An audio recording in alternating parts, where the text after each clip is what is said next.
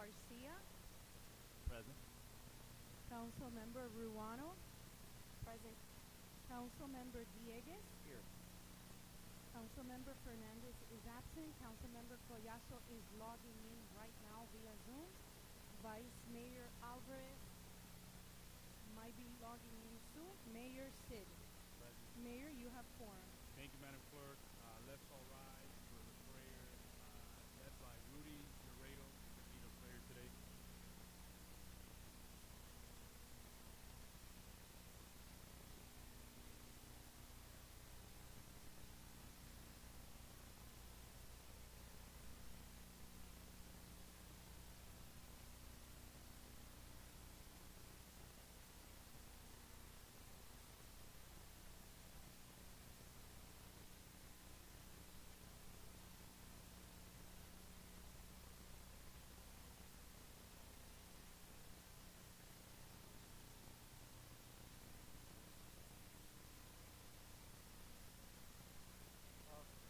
There we go. Let the record reflect. It feels like it. Councilmember- All right.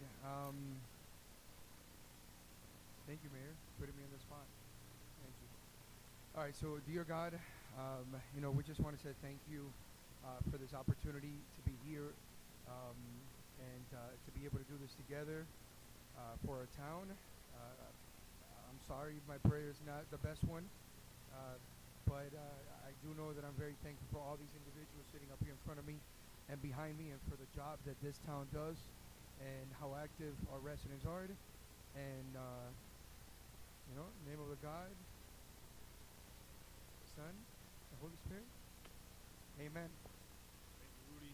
Prompting prayers always the best. Remain standing for the Pledge of Allegiance led by Pedro Fial.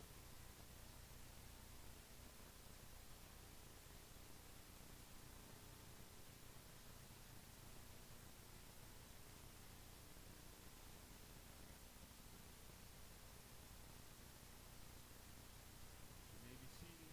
Order of business. There's no deferral, justification, public comments just on the special call meeting or agenda. Are there any public comments, Madam Clerk, besides the one that you emailed that became part of the public record and you emailed to the town council earlier today? Anyone wishing to speak in the public comments, please just approach the podium, state your name and address for the record. And I do see, I believe, one participant online. If you are online waiting to be called for public comments, just unmute yourself and please state your name and address for the record. And welcome to the special call meeting. Esperanza Reynolds, can you hear me? Yes, we can. Welcome. Thank you. I'm at 8465 Memphis Terrace, and the town clerk has a video that summarizes the public comment sent in writing. It's a short 2-minute video created thanks to the leadership of Maria Magdalena Estupiñán, who opened our eyes to how, through grants, we are yielding our freedom and self-determination, accepting conditions that are guiding a fundamental change of the United States. We have developed zero tolerance for grants. So if she plays the video now, I would appreciate it. Thank you for listening. Thank you. Thank you, Ms. Reynolds. And John? Where's the video? I got Yes. John, can you please play the video that was submitted earlier today? Part of the public comments of Ms. Reynolds. Thank you.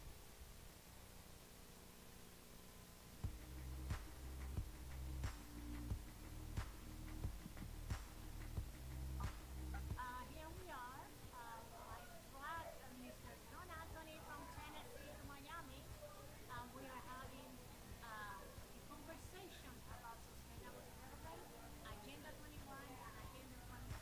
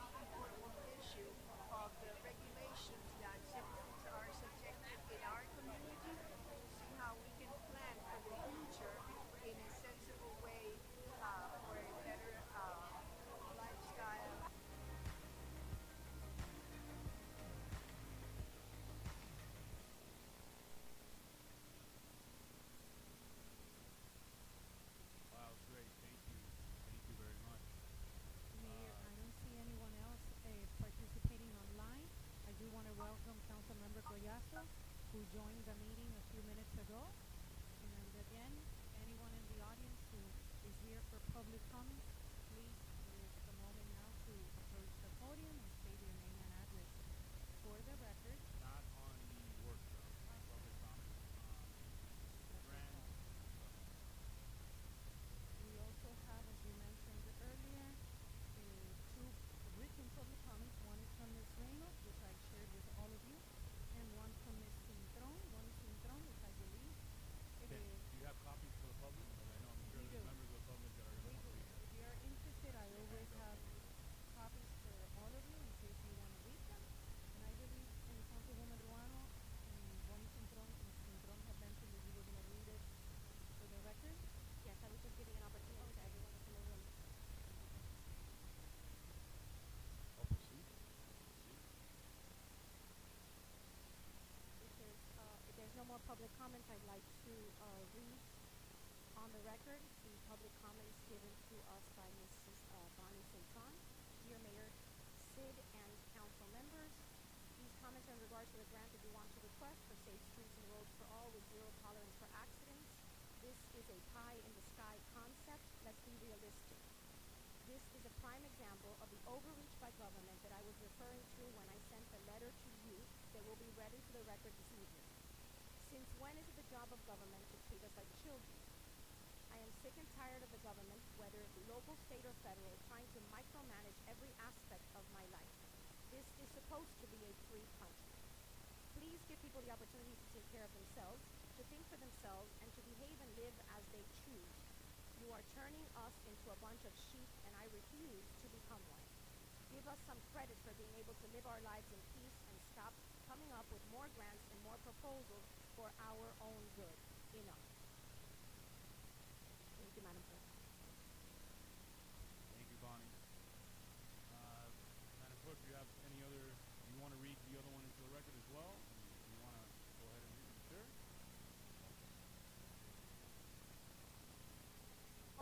Mayor, I apologize. My connection is really, really bad, and I've been hearing some of the comments, and others have been Hey, slipping in. wait a second, Councilman Collazo. Like, you are sounding extremely loud, so we're going to see if we can shift the volume for a second. Yeah, it was like booming over here. Give them a second. They're going to tweak it in the... You want to test it now? I think they just did it. I'm glad to see all the money that we've invested into our audio and our technical capabilities are transferring these to a booming sound. That's quite encouraging from my perspective. Does that work for testing the sound? Phenomenal. Great. You know, what I was telling you, at least on my end, it's very busy. There's a large portion of the really comments that were made. I would say 90% of it I didn't discuss at all.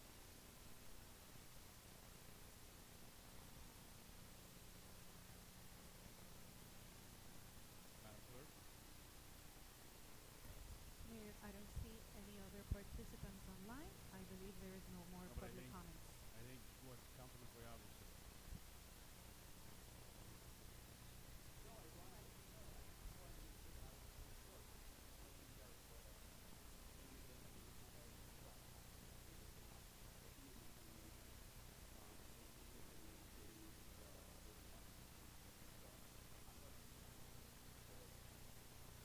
Thank you.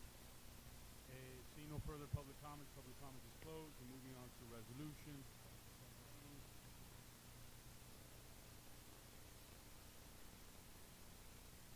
Resolution of the Town of Council of the Town of Miami-Dade, Florida, authorizing the town manager to apply for the U.S. Department of Transportation Safe Streets and Roads for All grant program for Miami-Dade Comprehensive Division Zero Safety Action Plan, authorizing the town manager to expend budgeted funds, providing the town manager with authority, and providing for an effective date. Are there any motions on the dais? I'll move it. Hearing no second, the motion. No, are you second? Okay, there's a second. There's a motion and a second. Any discussion? Councilman Ruan. Thank you, Mr. Mayor. First and foremost, I want to thank the grants department, and I want to thank our town planner for bringing this item forward. And I want to express to both of them that the comments that I'm going to share with you today have nothing to do with the wonderful work that you're trying to do through these grants. I know that they're hard to find, and I know that we are constantly trying to alleviate our town budget through the use of grants. I know that it's very hard work, and Renee is a one-man show, and so I really appreciate all that you do. And I briefly spoke to Susana about the thoughts that I had about this particular grant. So I want to make sure that you understand that it has nothing to do with the fact that you're bringing it to us. The video that you saw was a meeting that I was blessed enough to attend, where there was a discussion about how the federal government is trickling down some of these grants to local governments in an effort to push an agenda that may not necessarily fit in your community or fit in your belief system. And so after I went to that meeting and I heard a little bit about what was going on, I promised my constituency and I promised myself that I would be a little more vigilant when I reviewed grants that came before us. And so this is the first one that is coming before us, and I did a little bit of homework on what is this concept of Vision Zero. So for those of you that are in the room and for those that are watching at home, Vision Zero is a concept where zero traffic fatalities are what is acceptable to the government, to the stakeholders, to policy writers. Zero traffic fatalities, zero deaths on the road is what everyone is hoping that the goal will be. And so this Vision Zero approach changes the way that we look at traffic, changes the way that we look at designing roads. But one of the things that I'm uncomfortable with is the fact that it places part of the blame on planners, engineers, and policymakers. It's shifting the blame to people that are not at fault for these traffic accidents. Accidents are accidents. There are measures in place, there are traffic signals, there are stop signs, there are street lights. And I'm going to read to you just one brief statement. It says that the shared responsibility includes not only the planners and engineers working on the built environment, which is the road system, but also officials who oversee policy decisions that directly influence safety. I'm not in a position where I am going to take any blame, or I would allow my colleagues to take any blame for any accidents that happen on our roads. Accidents happen because people do not follow the rules that are implemented on the roads. DUIs exist. People are on their cell phones, people run traffic lights, people do all sorts of crazy things on the roads. And this particular vision is simply saying that the driver is not at fault.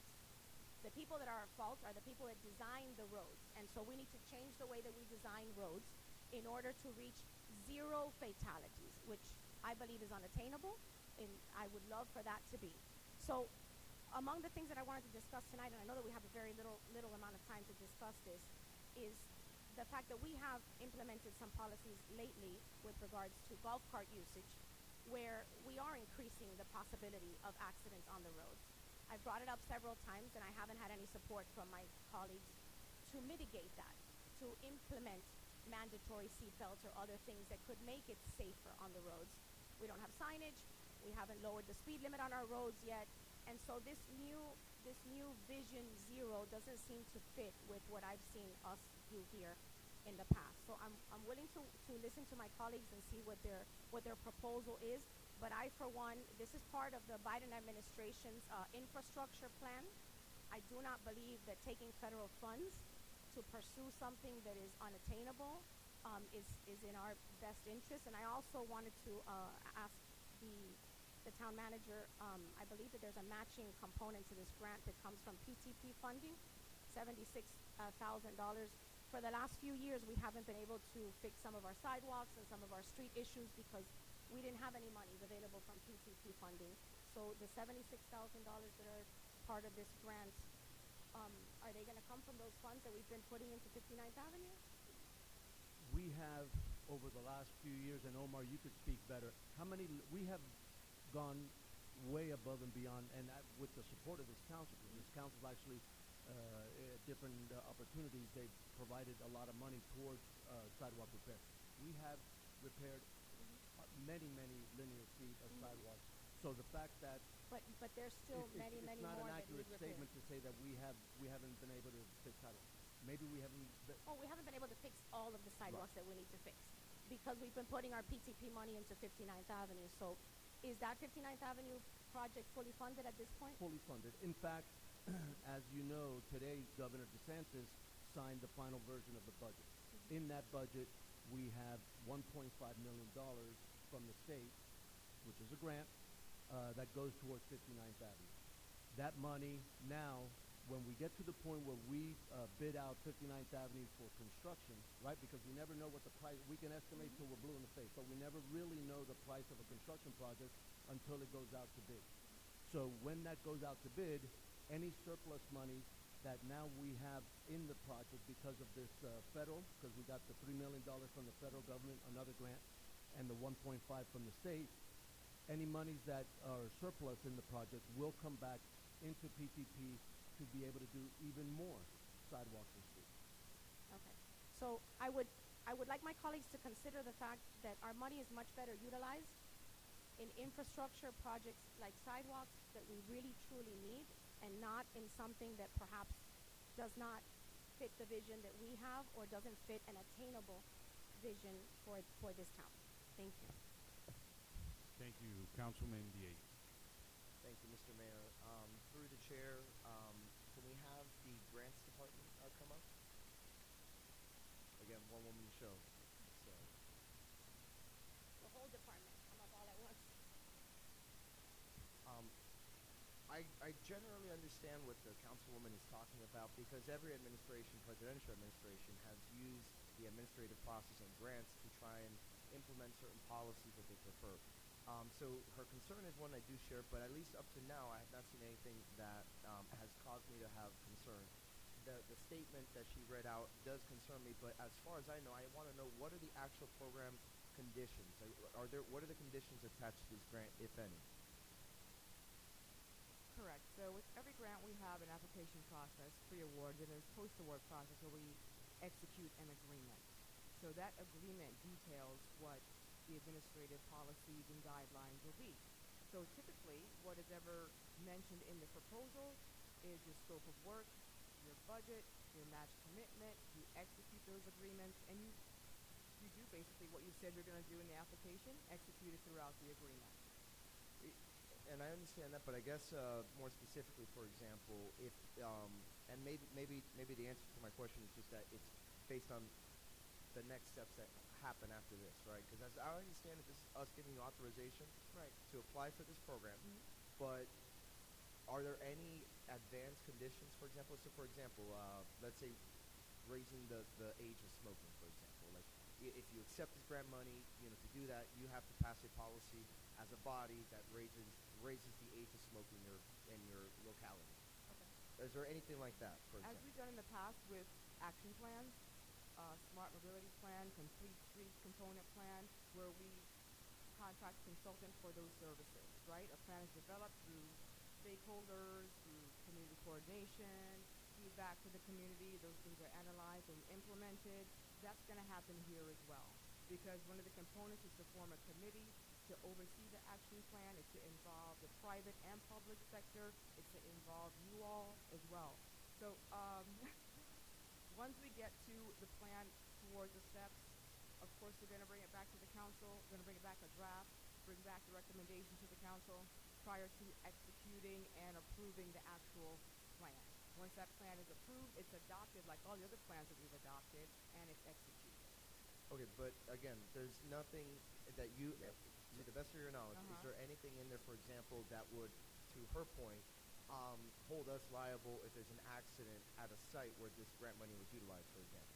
I see what you're saying. So the goal of Vision Zero is to reduce, or they push for eliminating fatalities and serious injuries, right? That's the goal. They say one life loss is too much, right? So that's the goal, to move towards that. This doesn't happen overnight, right? So when we propose a plan, for example, the county's plan, their goal is to 2040 to achieve that desired result. We're thinking this is going to be a 25, 30-year goal achievement. So to Councilwoman's point, I believe that the section that you read pertains to stakeholder involvement from the policymakers and those who make decisions, because those who are actually doing the scope of work cannot make those decisions on policy. So I think what you read was not to shift the blame to the policymakers, it's the public, but to let you know that you're also involved in that decision-making process, and we can't implement those policies and procedures that are being recommended without you doing so. Yeah, Right. and Yeah. Councilmember, let me just, I guess to back up what Renee is saying. Cutting to the chase, I think that what your question is, there are no direct loopholes. Nothing that ties us, nothing that makes us do A, B, C, or D. This is a grant program that the very first step is developing this action plan. After it's self-directed, right? We will develop our own action plan. Nobody's going to tell us this is your action plan. We create our own action plan. That's what this money is for. Once every local government has an action plan, from that action plan is what then you can apply for the second phase of this grant program, which is money to actually do projects. That's the problem. That, if I may interject, that is the problem. This will loop you into future commitments. Not obligated. No, it's not. If you Not choose, obligated, correct. Not So there's no obligated, but commitment. this is the first step. So if this is the first step, then this will chain link us into future commitments, because an action plan is nothing without the funding for these projects. So that future funding will then have ramifications, and this is something that's happening to municipalities everywhere. It's something that we have to be very vigilant of. And what I was referring to was they've shifted the approach of how they view accidents from a traditional approach to what they call a safe systems approach. So the entire blame is being shifted from human behavior to the actual network. So humans are no longer, in this vision, and I don't know who wrote this, I'm just reading what's on the paper. Humans are no longer responsible. Human behavior is not the cause. Individual road users are no longer responsible. It is now, the shift is being blamed to those that are designing these roadways. So this is going to be into the future, and this is why specifically I said that it has nothing to do with our grants department or our planner. I know that they have view in mind, right? But when you then create this plan and then you access these funds, what are those funds going to be linked to? Because this is something that is, this vision, anybody that reads this vision, and this is just one component of it, right? There's another component here that says that we need to shift kinetic energy. So we need to shift from vehicles to pedestrians, because the kinetic energy is less, and therefore less fatalities. So to me, I'm reading it, and to be honest, to me, it's something that really got under my skin today when I read it, because it seems like something that's relatively unattainable, yet all of these federal funds are coming down from the federal government to our local government and into our municipality to pay for studies that in all honesty just are not going to yield the results. This vision, and Bonnie Cintron put it in the best possible way, it is a pipe dream. And so for me, I seriously ask my colleagues to please consider, we've all campaigned on, small government, less government intervention, and I know that this is, it sounds like safety, but when I read that it is for sustainable and equitable mobility, those words just get under my skin like you cannot imagine. And this is part of something that I just don't believe in, and I thought that the rest of us on this council didn't believe in that either. So I wanted to put that on the record. Thank you. Thank you, Renee. So concluding my own remarks, I think it's safe to say that I also tend to have issues with this administration. There's no secret about that. I've been a lifelong Republican, and again, I did not vote for the president.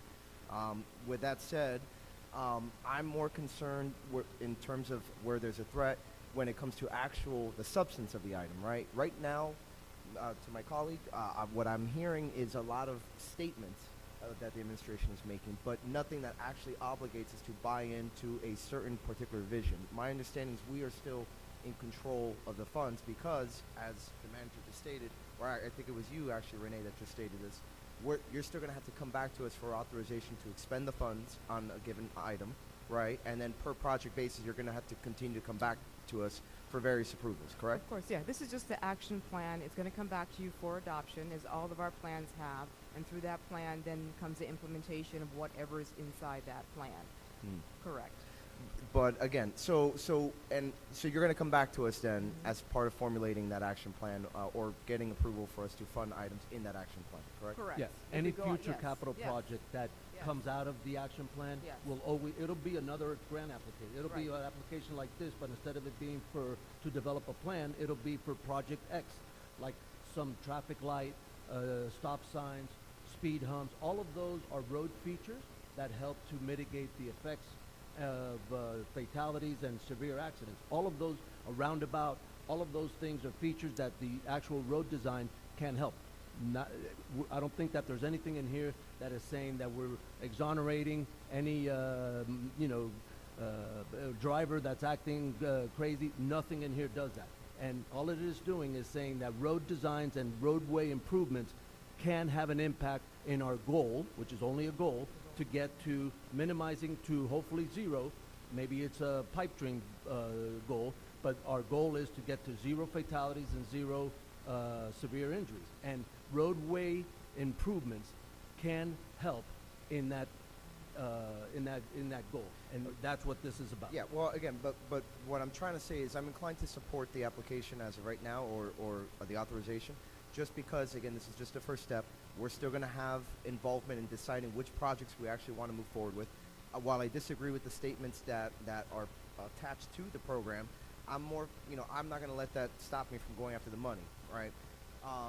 Me saying, let's accept these funds, right, to bring down and keep our taxes low, and also to continue to build out infrastructure that will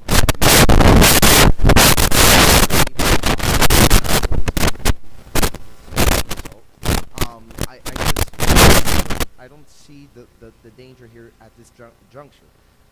Again, I disagree with the statements that are attached to the program, but again, from what I can see on the substance of it, it is not obligating us to do anything in particular, and it is not, it is not, also putting us on the hook beyond whatever, liability we would currently have. So at this time, whether it fails or not, at least for putting my thoughts on the record, I'm inclined to support it, because at this juncture, I just think that this is money, again, to reduce deaths. And just like we always say in life, right? We're never going to make everybody happy. It doesn't stop us as an organization, or in my case, my law firm, from still trying to make all my clients happy. And just as a FYI, we have to take into consideration what's specific and diverse to us, to our town, what we want. That's what's going to be included here. So I know there are other things that are mentioned there, but you have to realize that 50 states applied for this grant, and 474 action plans were awarded just last year. 474 applicants in all 50 states are implemented. And that's part of the problem. 474 That's part of the action problem. plans awarded. 50 So- states will be attached to whatever ramifications come from this. What my question to the planner and to the grants department, what we are voting on today is to apply for this grant and expend the $76,000? Yes? No? No, yes. I'm getting two different answers. It's to apply for this grant, and if it is awarded, the federal government, of the 380, the federal government will pay 80%, and we pay 20%, which is $76,000. And what do we receive in exchange for our $76,000? We A hire a study and a consultant. plan. We hire a consultant. But no traffic improvements, correct? The first step in this grant program is for you to develop a plan. What they don't want to do is give you money for a capital project without there being a study, there being a plan, there being some kind of verifiable engineering that this is something that could improve the safety of a certain intersection, a certain roadway. So the very first step, every single local government in the country, the very first thing that they have to do is to develop our own action plan, an action plan that we would develop. It's not going to be developed by anybody outside of the county. It's going to be So if we have an intersection that has had multiple accidents, right, so if we have an intersection that has had multiple accidents that we can document, but we do not apply for this grant, then we will not be awarded any funds to be able to improve that intersection. And correct whatever safety issues are in that particular intersection, or sidewalks, or crosswalks, or any kind of traffic, pedestrian, and bicycle, trail lanes and protected bike lanes on Main Avenue. So any situation where there's a real safety issue or a perceived safety issue, we do need to make an assessment that includes engineering services, which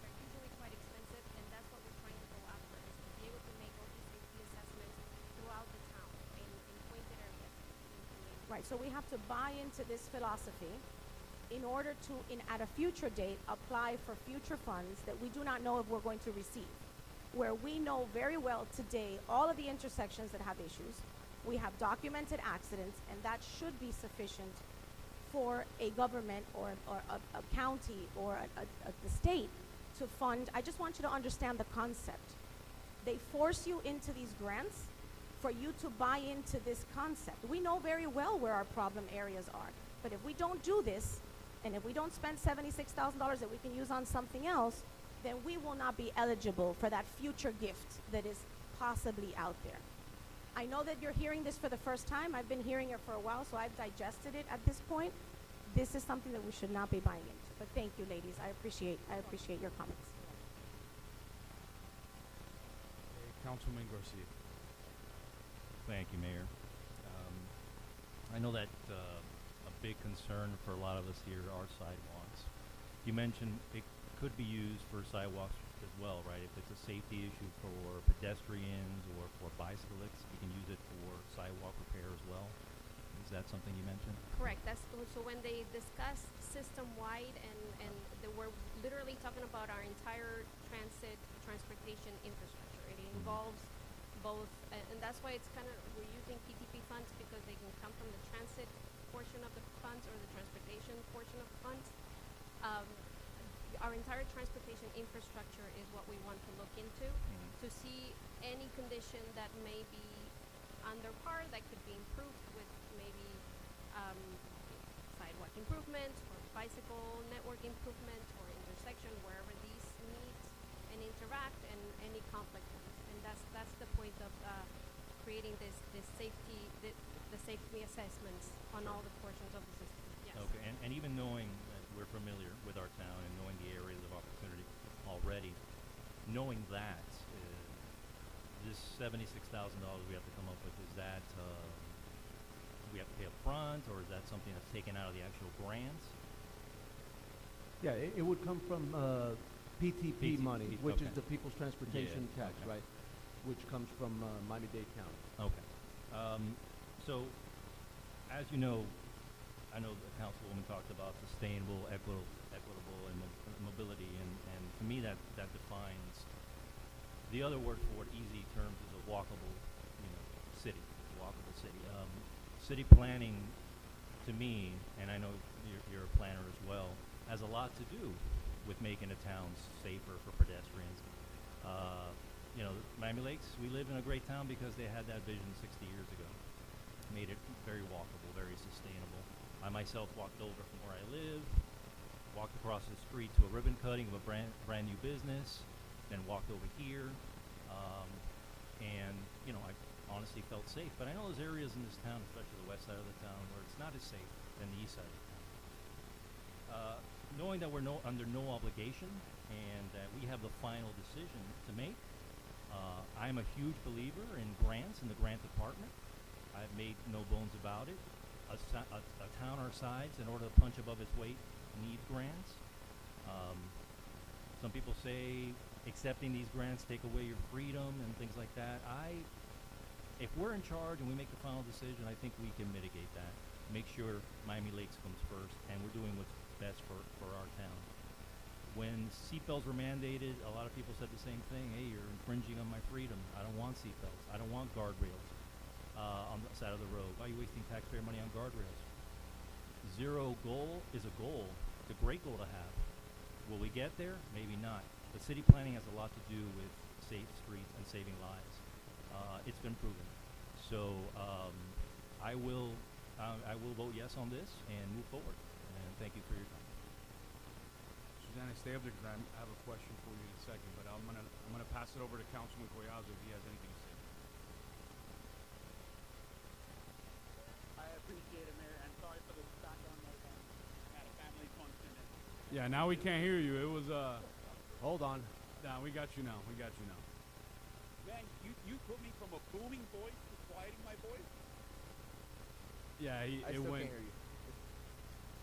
Hold on, council member. We're checking with IT to try and raise the volume of my hair. It was booming like if we were in a club earlier. Now it's like it's a No, whisper. man, I think your life goals are being met, man. Try it now. What do you want me to DJ voice? I think Perfect, Rudy's better perfect. at that. Go ahead, Mic go check, ahead. mic check, 1 2 1 2. Perfect. Good. You're good to go. All right, sounds good. I've been hearing the dialogue, and I completely empathize with Councilwoman Morano. And this council has exercised in the past. We've forgone some of these projects that really bring no value to the town, and we said, look, we're not going to transfer PTP dollars over to a sidewalk project that's really going to have minimal or zero impact.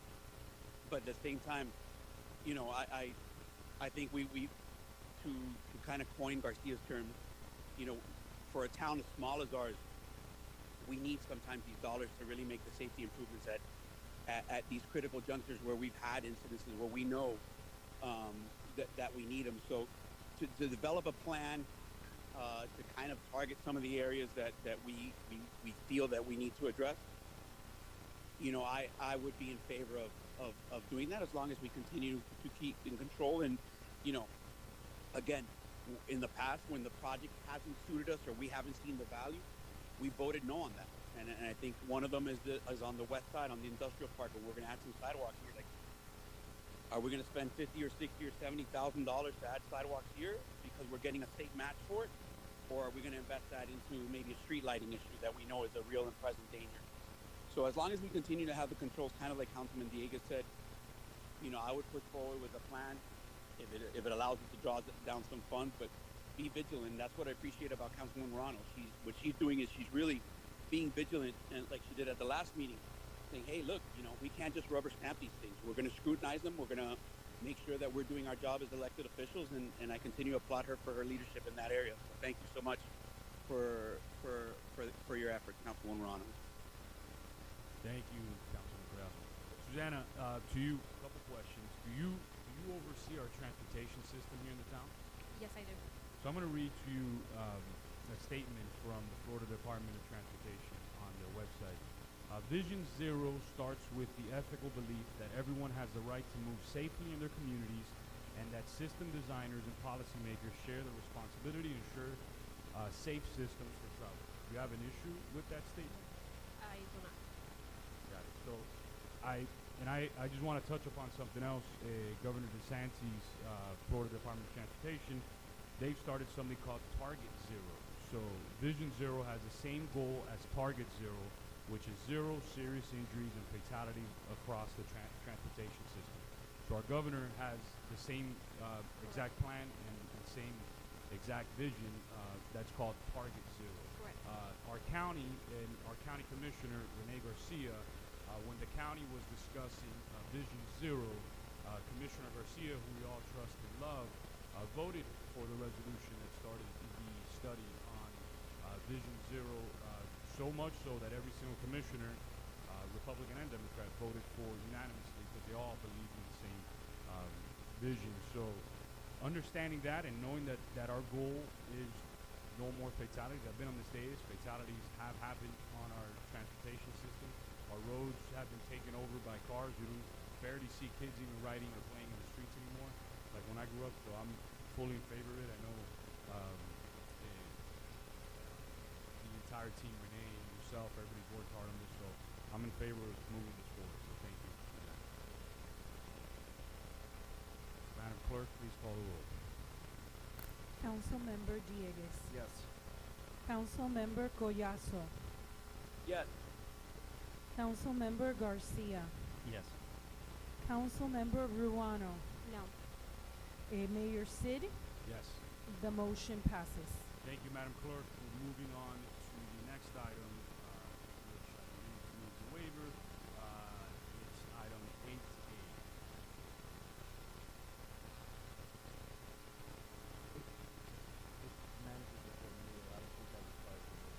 There's a star on it. So everything that gets added to the agenda after the fact needs a waiver per the rules. I'll move to waiver.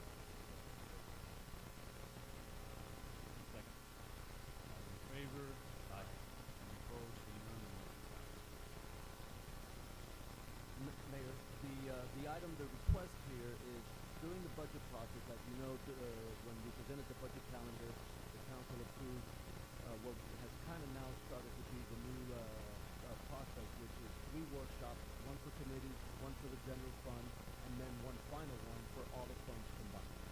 What we have found is that by these being, well, last year we made them sunshine meetings, this year we made them workshops, but by being a sunshine meeting or a workshop where the council is precluded from actually taking votes and taking action, it kind of doesn't give us direction.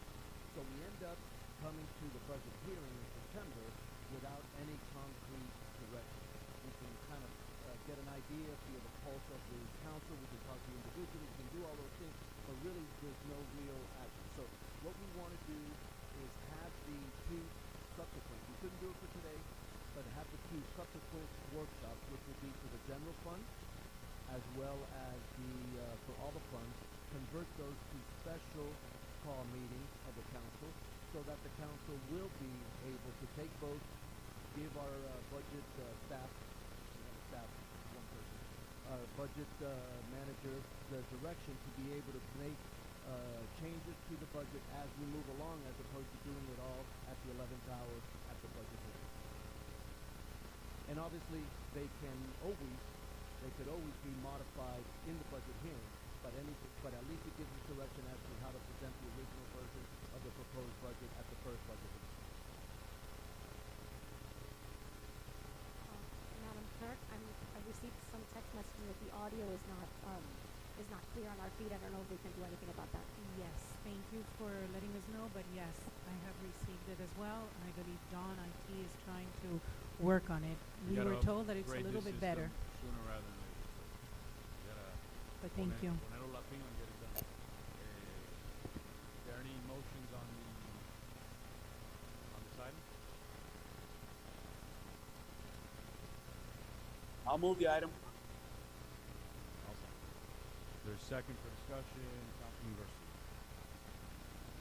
Can you just elaborate a little bit more on the benefits to the residents and us? Will we still do workshops before the actual making decisions? Or at the special call? What will be one and the same. The workshop will be the special call meeting. So we're not planning to change the dates. We're not really planning to change the objective. However, like tonight, we're going to talk about the committees. Tonight, at the end, after each of the committees go through and state their case to you, you as a body cannot vote and tell us, add this special request that such and such committee had, delete that one. We can get a feel for what you want, right? But it's just a gut feeling. We have no clear-cut direction, no votes.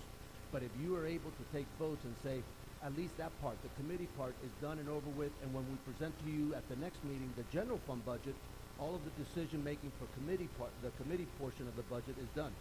And then when we meet next time, you can do the same thing. You could take votes on the general fund so that when we meet for the 3rd time and we present all of the budgets, then the decisions for the general fund will have already been made. Doesn't mean that you can't amend it. Doesn't mean that at that 3rd workshop or at the 1st or 2nd budget hearing you can't make amendments and make changes. But at least it gives us direction, and we're not flying by the seat of our pants trying to guess what the will of the council is. Well, as long as any decision that it maintains the process open and transparent to the residents and to us, I would ask my colleagues for their opinion on this, since you've been through 3 or 4 couple budget processes. Mr. Mayor? Councilman Dieguez. Thank you. I'm not inclined to support this item tonight for 2 reasons, and in the process of me giving those reasons, we'll answer your question. When I first proposed those sunshine meetings back in when we were having that deficit, the idea was to have a more informal conversation with our colleagues, right? And not as part of a formal meeting where we're in chambers and everything else. That was the idea behind it, and I think so. For that reason, I feel that the item goes against that spirit. Secondly, I think it's important for us to take or to use these workshops or these meetings to better digest the budget, and the idea would be that we get a chance to kind of formulate our thoughts in advance of taking final votes and being able to, get the information and then take our time to digest it, and then by the time we get to the votes, at that point we're ready to make final decisions. So I want to maintain that spirit, and that's why I'm going to be voting against the item. And again, that was the spirit behind when we first started having the meetings. We were facing a significant shortfall because we were moving from a franchise agreement through the county to our own individual franchise agreement with FPL. So there was a bit of a lag there in us collecting revenues, and there was also other revenue shortfalls that we were experiencing. And again, the spirit of the item then, and to me as it's maintained, is to have an informal, candid atmosphere between our colleagues to get information from staff, have preliminary discussions, but then be able to take that information home, digest it, and then take final votes later. So that's my view.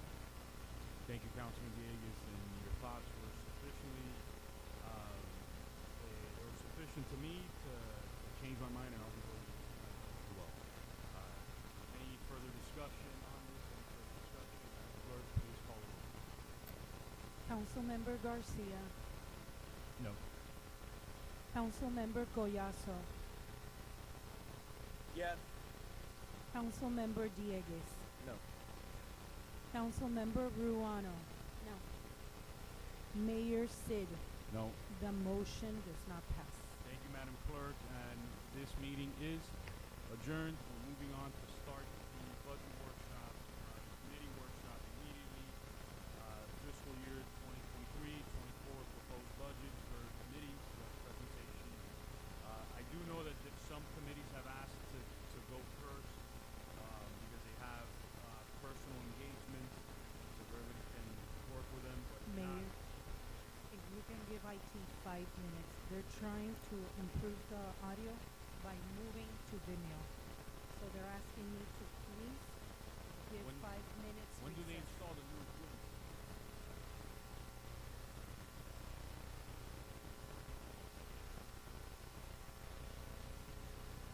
And here I was thinking my booming voice was because of new equipment.